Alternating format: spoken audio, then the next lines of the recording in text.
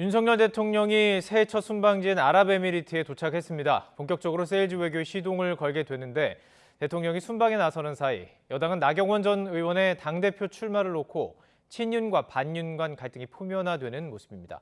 이종훈 정치평론가, 차재원 부산가톨릭대 특임교수 두 분과 함께 한 주간의 정치 이슈 정리해보겠습니다. 안녕하십니까? 안녕하세요. 예, 자, 조금 전에 이제 순방 지역에 도착했다라는 소식이 전해졌습니다. 이제 시간은 좀 다르지만 우리나라 정상이 아랍에미리트를 국빈 방문하는 것은 이번이 처음이라고 해요? 네, 그렇습니다. 수교 이후 이제 처음이라고 하고요. 네.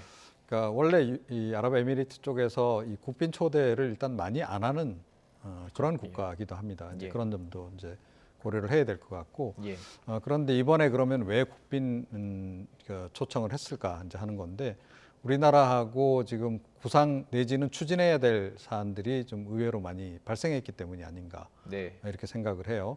뭐 아시다시피 지금 이 아랍에미레이트 같은 경우에는 우리 원전 1호 수출 국가 아닙니까? 그래서 이제 원전 관련한 부분도 이제 양국 간에 좀 쟁점들이 좀 있을 것 같고, 그 이외에 이제 방산 분야, 또 최근에 이제 그 중동 국가들도 방위 쪽에 굉장히 신경을 많이 쓰고 있는 그런 상황이기 때문에 좀 특수관계잖아요. 예, 그렇습니다. 그런 부분도 있고 그런 것들을 전반적으로 이번에 좀 논의를 해서 조율을 해야 될 필요가 있다, 이런 생각을 좀 한 것 같아요. 그래서 이번 방문이 추진이 된 것 같습니다. 이번 방문에서 지금 대통령실에서 강조하는 것은 경제입니다. 경제 때문에 그렇죠. 지금 방한을 한다는 것인데, 이번이 네 번째 해외 순방이고 경제적으로 뭔가가 있겠죠. 이제 소식들이 전해질 텐데 이것에 따라서 뭐 지지율이 좀 추이가 좀 있을까요? 변화가 있을까요? 저는 뭐 상당히 뭐 나름대로 하니까 윤 대통령 입장에서 상당한 기대를 갖고 떠나지 않았을까 하는 생각이 듭니다. 지금 이번에 네 번째 순방이지만 앞서 세 번째 순방은 상당히 정치적 민감도가 높은 사안들이 많았었어요. 예를 들면 나토 정상회담 같은 경우는 러시아의 우크라이나 전쟁 때문에 촉발됐던 그 세계적인 위기, 뭐 그래서 가치 동맹 그런 측면에 있었지만, 그리고 또 하나는 미중 패권과 관련해서 그때 한미 정상회담을 통해서 중국에 대한 억제를 어떻게 할 것이냐, 그런 부분들이 논의가 됐던 것이고요. 그 다음에 있었던 것이 유엔 방문이었지 않습니까? 미국 방문 시절은 미국의 IRA, 인플레이션 감축 법안에 대한 대응, 그리고 또 한일 정상회담은 어떻게 할 것이냐, 그런 부분들도 있었고, 그다음 동남아 순방 때만 하더라도 상당히 또 이 시진핑 중국 국가주석과의 한중 정상회담이라는 아주 정치적인 이벤트가 많았던 반면에 이번에 지금 아랍에미레이트와 그리고 또 스위스 다보스 포럼은 말 그대로 경제 하나만 초점을 두고 있는 것이거든요. 그렇기 때문에 상당히 어떻게 보면 조금은 그 대통령 입장에서는 약간은 조금 어깨가 조금은 가벼운 상황에서 갈 수밖에 없는 것이고, 오롯이 경제만 집중할 수 있기 때문에 어느 정도 뭐 성과를 갖고 온다고 한다면 상당히 아마 이 지금 국내 여론도 많이 좋아질 것이라는 생각, 바로 또 그런 측면도 있고, 그리고 또 하나는 이번에 지금 MBC의 지금 그 전용기 그러니까 동성을 허용했잖아요. 이런 것도 본다고 한다면 이제 불필요한 정책 논란보다는 경제에 오롯이 집중하겠다는 대통령의 의지가 거기서 지금 우리가 알 수 있는 것이 아닐까 하는 생각이 듭니다. 네 번의 해외 순방 과정 속에서 매번 사실 좀 잡음이 있었잖아요. 과정 속에서 발언 논란도 있었고, 말씀하신 것처럼 MBC 취재기자를 태우지 않은 부분들, 이번엔 태웠기 때문에 정말 아무 소리 없는, 잡음 없는 어떤 순방이 될까요? 어떻게 보세요? 그건 모르죠.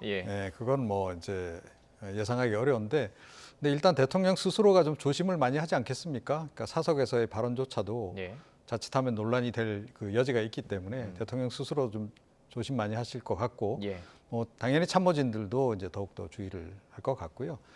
그래서 아마 이제 그런 그 잡음이 발생할 여지는 뭐 좀 많이 확률적으로는 줄어든 상황이 아닌가, 좀 그렇게 생각을 하고, 뭐 본인께서 직접 강조하시다시피 세일즈를 지금 강조하고 있기 때문에 그 부분에서 성과를 얼마나 낼 수 있느냐, 그것이 결국은 이제 향후에 국정 수행 지지율 추가 상승과 관련한 그런 한 변수가 될 것이 분명하기 때문에 일단은 뭐 전력을 다 하시지 않을까, 이렇게 좀 생각이 됩니다.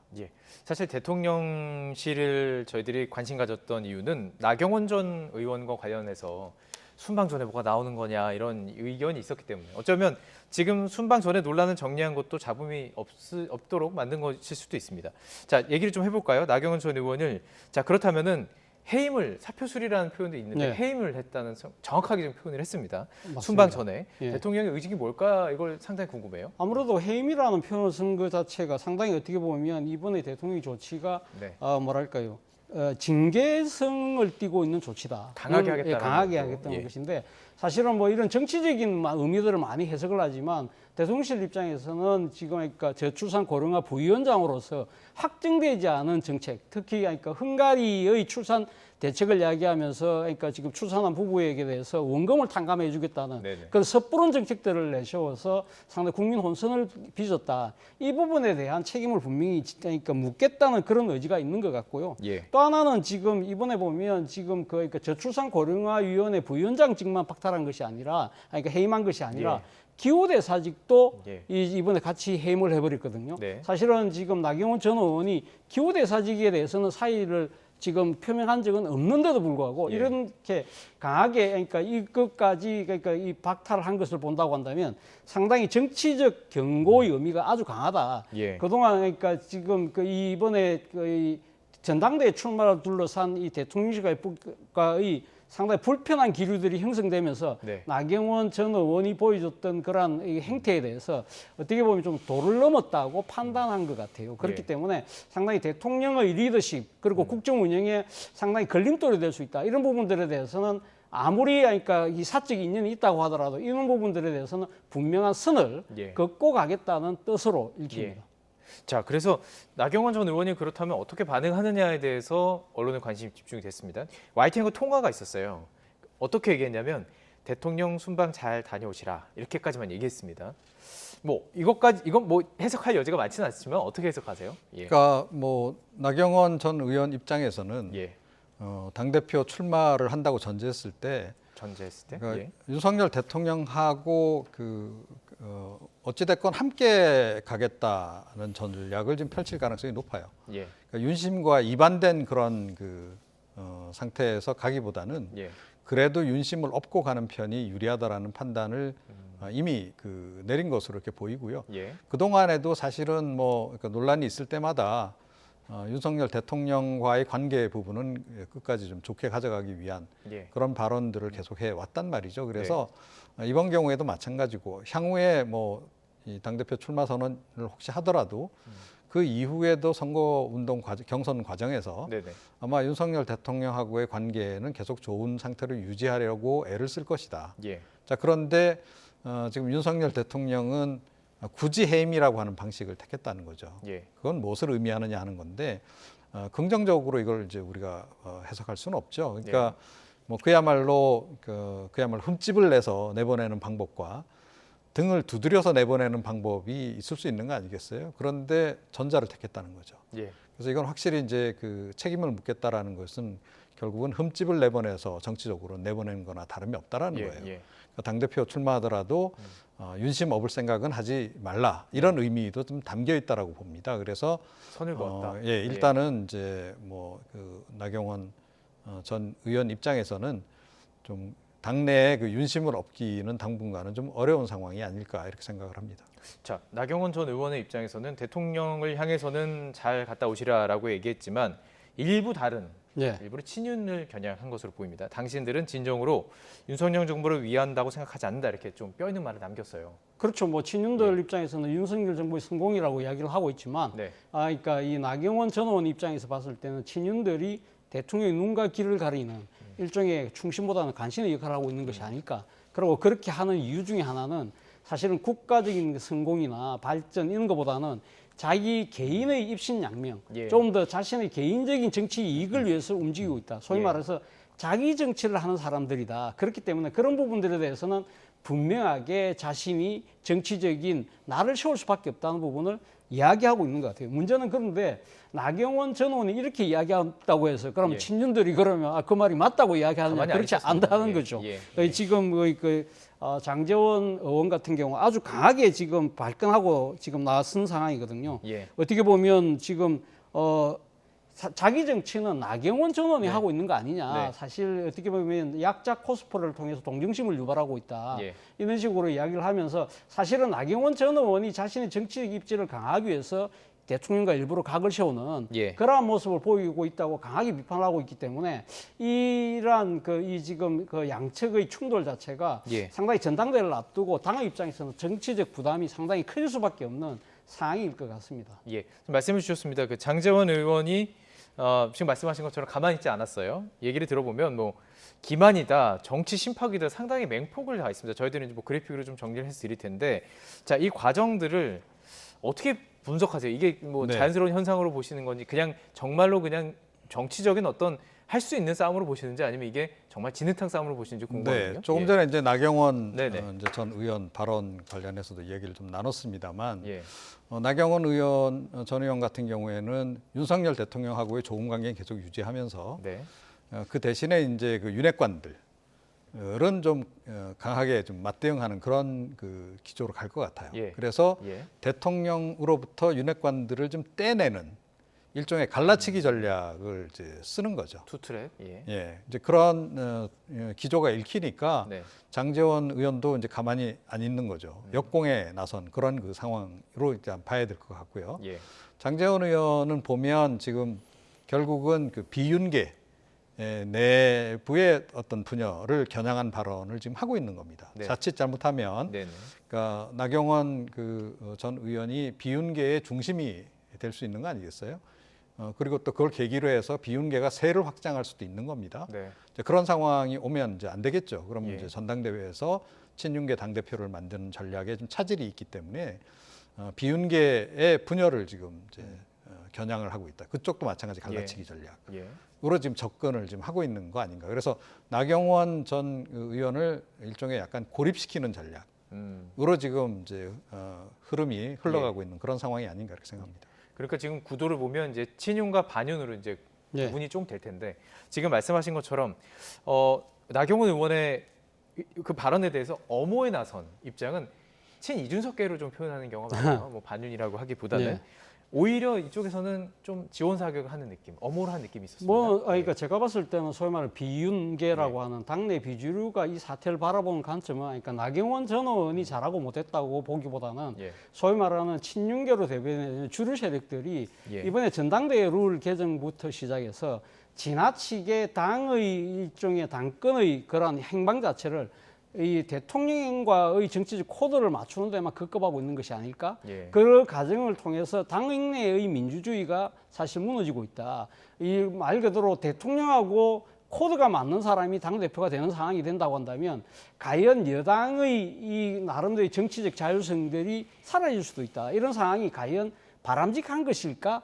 라는 근본적인 문제에서 사실은 비판을 하고 있는 것이 아닐까 하는 생각이 드는데, 네네. 앞서 말씀하신 것처럼 친윤계 입장에서는 그러한 의도보다는 일종의 그 비윤계가 나경원 전 의원과의 연대를, 정치적 연대를 통해서 소위 말하는 주류 세력을 흔들려고 하는 정치적인 의도를 갖고 있다는 강한 의구심을 갖고 있다는 것이죠. 그렇기 예. 때문에 사실은 이 지금 양측 간의 충돌 자체가 상당히 아슬아슬해 보이는 것이, 과거 이 2016년도에 당시 여당이었던 새누리당 내에서 벌어졌던 예. 진박 논쟁하고 비슷하게 흘러갈 수도 예. 있다는 우리가 바로 거기서 논다는 겁니다. 아, 그렇군요.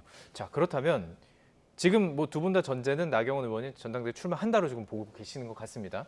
그렇다면 선언을 했을 때 지금 이 비윤계들을 흡수를 할 수 있을까요? 나경원 전 의원이 어떻게 보세요? 뭐 그거는 사실은 이제 또 다른 변수가 있죠. 또 다른 그러니까 변수다. 예. 유승민 전 의원이 출마하느냐 마느냐, 이것도 이제 굉장히 중요한 변수가 예. 이제 되지 않겠습니까? 예. 그래서 혹시 유승민 전 의원이 출마를 하지 않는다라고 할 경우에는, 그러니까 유승민 전 의원 중심으로 그동안 그래도 비윤계들이 어느 정도는 뭐 당내 주류는 아니지만 네. 세를 형성했던 것으로 볼 수 있는데, 네. 그 세력들 입장에서는 마땅한 대안이 없잖아요. 예. 그렇다고 친윤계 그 후보를 좀 밀 수도 없기 때문에 네. 나경원 전 의원 쪽으로 그 표가 갈 가능성이 높습니다. 높다. 예, 이제 그렇게 이제 봐야 되는 거고, 예. 이제 그렇기 때문에 사실은 조금 전에 말씀드렸듯이 장제원 의원도 그런 부분을 우려해서 미리 지금 선제 공격에 지금 나선 그런 것으로 일단 이제 우리가 이제 봐야 되지 않을까 예. 이렇게 생각하고, 나경원 뭐 전 의원 입장에서는 당연히 그 표도, 그러니까 유승민 전 의원을 지지하는 그 표들, 예. 비윤계 표들도 본인이 다 흡수할 수 있을 것으로 보고 있을 겁니다. 예. 그 표 다 흡수하고 친윤계 후보, 친윤계 이제 그 표심도 지금 조금 전에 말씀드린 윤석열 대통령과 윤핵관 사이를 갈라치기 위해서 예. 얻어올 수 있다면 본인이 1등할 수 있다, 이 생각을 지금 계산을 하고 있는 거죠. 예. 네. 그렇군요. 지금 그 제가 말씀드린 그 전제한테 동의하시는 건가요? 뭐 나올 저는 것을 뭐 본다? 안 나올 가능성 없다고 보시나요? 예. 안 나올 가능성도 전혀 배제할 수는 없지만 예. 아무래도 그러니까 이 출마 쪽에 네, 방침이 네. 찍혀 있는데요. 앞서 예. 뭐 말씀하신 것 잠깐 저 나름대로 조금 부연을 하자면 이번에 네. 전당대회 룰 자체가 중요하게 변한 것 중에 하나가 결선 투표제를 도입했다는 겁니다. 예. 말 그대로 결선 투표제가 없다고 한다면 사실은 그러니까 나경원 전 의원과 비주류가 연대할 수 있는 그런 명분 자체가 상당히 사라질 수 있지만 지금 여러 가지 여론조사를 본다고 한다면 아마 결선 투표에 나경원 전 의원이 올라갈 가능성이 높고 예. 그렇다고 한다면 그러니까 상대 이 포스트에 설 사람은 아무래도 친윤계가 미는 후보가 될 경우 네. 그런 식으로 1대1 만약에 1대1이니까. 결선 투표가 예. 될 경우에는 예. 비주류 입장에서는 누굴 선택할 것이냐 아무래도 심정적으로는 나경원 전 의원 쪽으로 기울일 가능성이 높다. 예. 그런 측면에서 본다고 한다면 나경원 전 의원 입장에서는 사실은 이번에 한번 도전할 수 있는 충분한 기회가 마련될 수도 있다고 판단할 수 있다는 것이죠. 예. 자, 저희가 그러면 여론조사를 하나 보여드리도록 하겠습니다. 어쩌면 이 여론조사가 결정적인 역할을 미칠 것으로 보이는데요. 지금 우선은 확실히 말씀드릴 수 있는 거는 이건 지금 오차 범위 내에 있는 겁니다. 오차 범위 내에 있지만 어쨌든 김기현 지금 후보로 부르겠습니다. 일단 앞서 나가는 것을 보이고 그 추이가 약간 변화가 있어요. 이건 어떻게 분석하세요? 뭐 추이만을 놓고 보자면 예. 김기현 그 전 원내대표가 상당히 빠른 속도로 치고 올라오고 있다. 이렇게 이제 봐야 되겠죠. 예. 그것은 물론이고 거의 더 나가서 거의 뭐 대세로 지금 자리 잡으려고 하는 그런 움직임까지 보이는 것으로 그렇게 일단 외견상은 이제 보입니다. 예. 뭐 아무래도 이제 뭐 대통령실의 메시지라든가 또 윤핵관들의 메시지가 좀 분명하기 때문에 윤석열 대통령을 지지하는 당원 상당수는 결국은 이 친윤계 김기현 후보 쪽으로 몰릴 수밖에 없다. 네. 이미 이제 그쪽으로 표 결집이 상당히 지금 진행이 되고 있는 그런 과정인 것을 우리가 일단 확인 가능하다라는 거예요. 자, 그러면서 이제 그동안에 계속 여러 여론조사에서 1위를 했던 나경원 전 의원이 좀 소폭 약간 좀 밀린 듯한 그런 모습을 보이는데 예. 그렇다고 해서 그러면 1위로 오늘 나타난 김기현 그 전 원내대표가 지금 확정적으로 대표가 될 가능성이 높으냐? 그건 아니다라는 거예요. 네. 조금 전에 말씀드렸듯이 유승민 변수가 있는 건데 예. 조금 전 그 표를 다시 한번 보시면 아시겠지만 막 더해 볼 수 있잖아요. 유승민 그 의원 표심이 만약에 예. 나경원 전 의원 쪽으로 다 간다라고 전제하면 이게 40% 가까워. 그렇죠. 예. 37% 예, 뭐 이렇게까지 올라간다는 거죠. 네. 그렇게 보면 아직까지는 김기현 전 원내대표 이른바 친윤계 당대표 후보가 꼭 유리한 구도라고 보기는 어렵다. 결국은 뭐 결선 투표도 이제 물론 변수로 작용하겠으나 예. 결국은 양강 구도로 이제 최종적으로 수렴이 될 거다라는 거죠. 예. 그랬을 때 최종 지지율이 어떻게 될 것인가 그걸 우리가 좀 앞으로 추이를 잘 살펴야 하지 않을까 이렇게 생각합니다. 예. 지금 쭉 나열되어 있는 이 숫자가 결국에는 계속 그래픽을 보면서 말씀드리면 좋을 것 같은데 결선 투표에서는 과연 어떤 구도로 갈 것이냐, 이게 화학적 결합은 이루어질 수 있을 것이냐 등등 이런 게 지금 뭐 변수가 그런 될수 것도 있는 있지만 거예요. 예. 사실은 지금 3위를 지금 그러니까 기록하고 있는 안철수 의원의 그러니까 지금 그 수치가 예. 어느 쪽으로 갈 것인가 부분도 상당히 중요한 거죠. 만약에 예. 안철수 예. 의원이 만약에 지금 결선 투표에 가지 못할 경우에 예. 그렇다고 한다면 앞서 제가 말씀드린 대로 나경원 전 의원과 김기현 의원 간의 맞대결 상황이었을 때 과연 안철수 의원을 찍었던 그 저 표가 그러네요. 사실은 예. 안철수 의원은 지금 친윤을 표방하고 있잖아요. 예. 그렇다고 한다면 지금 안철수 의원을 찍었던 표가 어디로 갈 것이냐 그 예. 부분도 상당히 지켜볼 대목인데 안철수 의원이 과연 결선 투표 때 나는 누구를 지지한다라고 과연 또 이야기할지 이게 좀 이것도 대선 구도가 상당히 좀 그렇죠. 기대나네요. 예. 이것도 예. 하나의 관전 포인트가 될 수 있다는 겁니다. 예. 알겠습니다. 어쨌든 전당대회 이제 본격적으로 진행이 될 테니까요. 이 과정 속에서 여론조사 추이도 상당히 관심을 갖고 지켜보도록 하겠습니다. 이제 좀 야당 얘기를 좀 해볼 텐데요. 지금 이 야당의 주요 이슈는 이재명 대표입니다. 이재명 대표와 관련해서 이번에는 김성태 전 쌍방울 회장의 자진 귀국. 자, 이것 때문에 여야의 공방도 계속 거세지고 있는데요. 저희가 관련 발언 준비했습니다. 들어보시죠. 하루 사이에 자진 귀국으로 지금 알려져 있지 않습니까? 어느 정도 꿰어 맞춘 그런 시나리오가 지금 진행되고 있지 않나.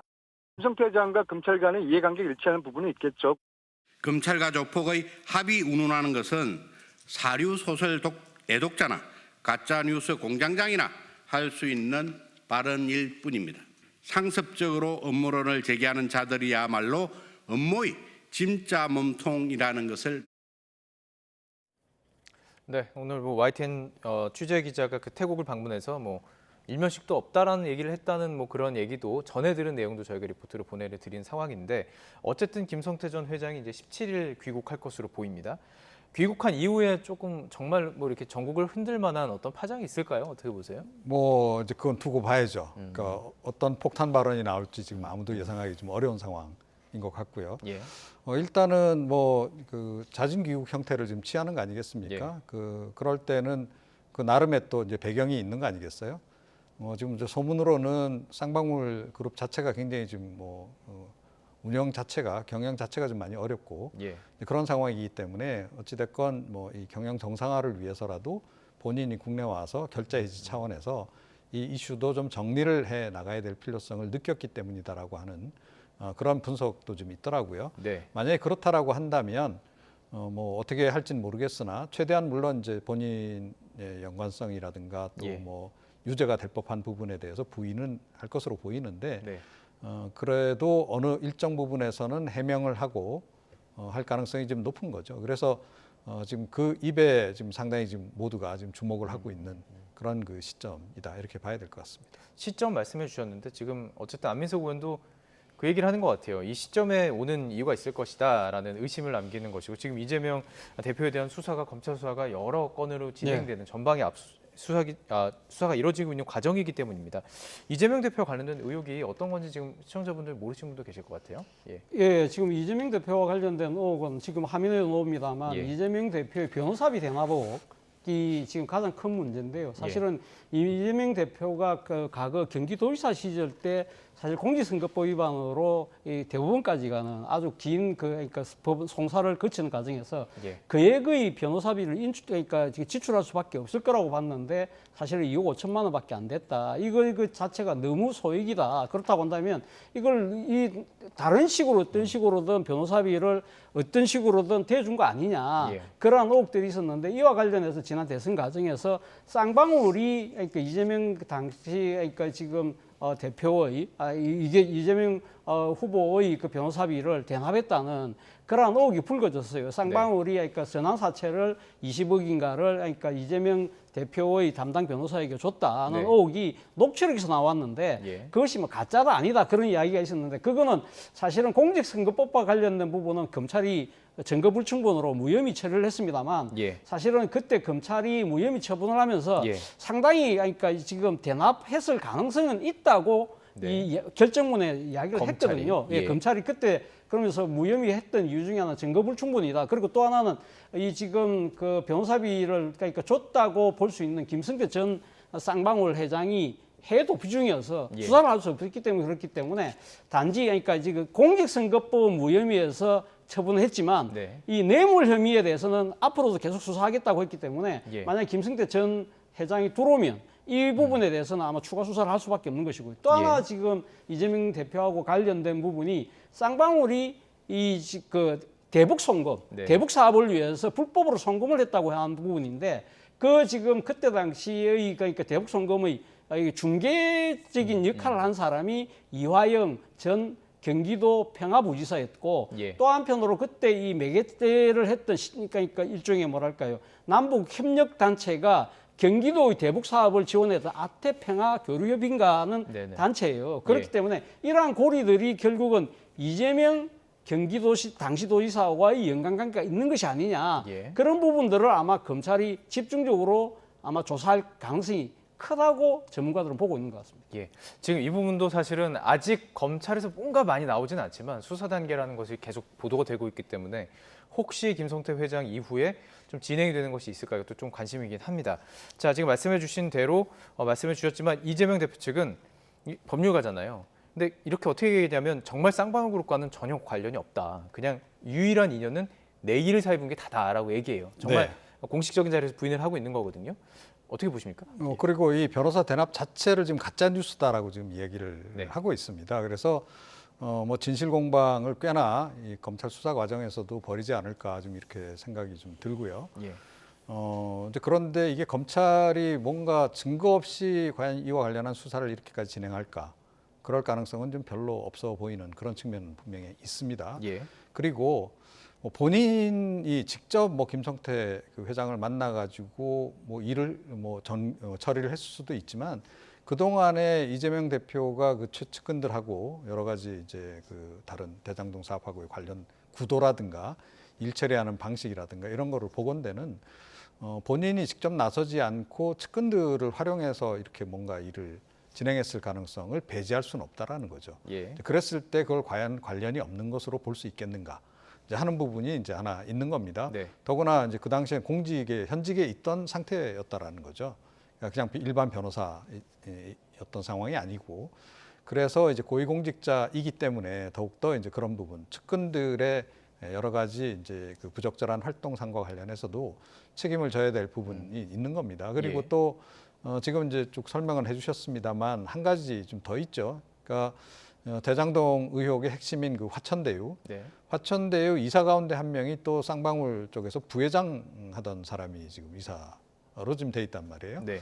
그러니까 그 인물에 대한 수사도 지금 진행 중인데 그래서 이 대장동 의혹과 이 쌍방울과의 또 어떤 관계가 있는 것인지 대장동까지 추가로 이제 뭐가 또 나올지는 아무도 모르는 겁니다. 그래서 예. 그거에 따라서는 지금 이재명 대표에게 상당히 불리한 그런 그 사실이 밝혀질 수도 있는 예. 그런 가능성이 있는 그런 상황이다.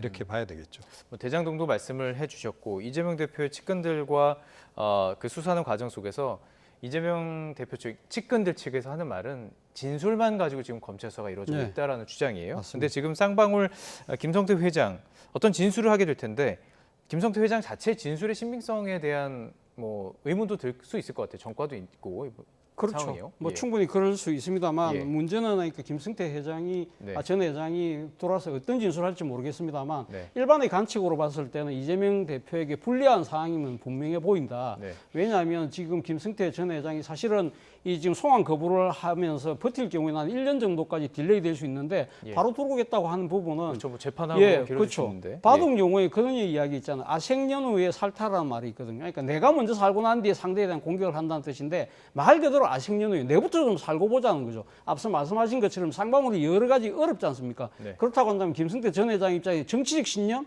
인간적 도리보다 더 중요한 건 본인 입장에서 뭐겠습니까? 이 지금 자신의 형량 그리고 또 특히 더 중요한 부분은 자신의 사업체, 자신이 돈을 지키는 부분이라고 한다고 한다면 상당히 아마 검찰이 바라는 쪽으로 진술할 가능성이 높다. 문제는 예. 그렇게 진술한다고 하더라도 그것이 그러면 법정에 갔을 경우에 과연 그것이 그러니까 이게 받아들일 수 있냐 부분인데 또 그 진술만이라면? 부분, 예, 예. 그렇죠. 그러니까 그 부분에 대해서는 그러니까 네. 그 일관되게 진술이 계속되고 그리고 그 진술을 뒷받침할 수 있는 구체성 그리고 예. 더 특히 나아가서는 증거가 있어야 되겠죠. 그리고 예. 또 관련자의 추가 증언 같은 것들이 있어야 되는데 예. 과연 그런 부분들까지 법정에서 검찰이 입증해 낼 수 있을지 여부는 우리가 현재로서는 그러니까 속단하기는 어렵다는 거. 아, 예. 자, 그렇다면 지금 또 하나가 있습니다. 말씀해 주셨던 그 대장동 그 사건과 관련해서 남욱 변호사가 했던 말이래요.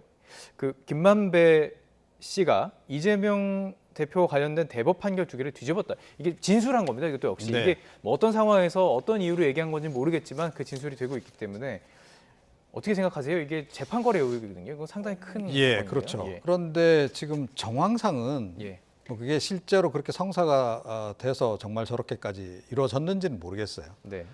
로비 결과로 뒤집혀진 게 맞는 건지는 모르겠으나 네. 시도했을 가능성은 상당히 좀 개연성으로 볼 때는 높지 않나 이렇게 생각을 해요. 예. 그러니까 최근에 뭐 이 김만배 그 회장이 예를 들어 뭐 기자들과 뭐 돈거래한 부분도 다 나왔고 예. 그러면서 지금 뭐 이 사법부 쪽에 계신 분들하고도 뭔가 이런 그 로비와 관련한 것들이 좀 진행이 됐다라는 얘기도 좀 흘러나오곤 있어요. 예. 아직까지 구체적으로 뭐 아무개 판사가 뭐 금전거래 얼마 됐다 이런 얘기까지는 안 나오고 있는데 네. 그동안 수사 진행된 과정들 또 흘러나온 말들이 결국은 사실로 이렇게 확인돼 나가는 과정들을 보건대는 그럴 가능성이 좀 있지 않나 이렇게 생각이 들어요. 검찰이 수사 진행하는 과정에서 그렇다라고 한다면 실제로 재판부에 직접적으로 로비를 했을 가능성도 부인하기는 어렵다. 예. 물론 이제 그게 밝혀지면 뭐 이거는 사법부 전체적으로 또 다시 상당히 또 큰 그런 또 이 논란이 예. 일 수밖에 없겠죠. 네. 예. 자, 그런데 지금도 마찬가지입니다. 이 수사하는 과정 속에서 한계는 역시 뭐 녹취록 혹은 뭐 진술 이것만 가지고 진행된다는 그렇죠. 거예요. 예. 근데 결국은 그 지금 그 건순일 전 대법관에 대한 그 이 뭐랄까요, 그러니까 김만배 씨의 영향력에 의해서 재판 결과 뒤바뀌었다고 지금 남욱 변호사가 뭐 이렇게 이야기하는 부분에 대해서 가장 결정적인 키를 쥐고 있는 사람은 결국 김만배 씨죠. 예. 김만배 씨가 지금 이 부분에 대해서는 자신이 그러니까 한 번도 인정한 적이 없잖아요. 일종의 뭐랄까요, 자신의 역할을 부풀리기 위한 것처럼 이야기한 것처럼 이야기되고 있는데 문제는 극단적 선택을 하고 난 뒤에 과연 김만배 씨가 신경 변화가 있을 거라고 막 보는 사람들이 많거든요. 그렇다고 한다면 김만배 씨가 만약에 진짜 그랬다고 만약에 입을 열 경우에는 상당한 파장이 일어날 수밖에 없지만 끝끝내 나는 뭐 내가 좀 역할을 부풀렸다고 이야기할 경우에는 사실은 이 사실관계를 입증하기가 쉽지 않다는 겁니다. 시간이 너무 많이 지나고 있다.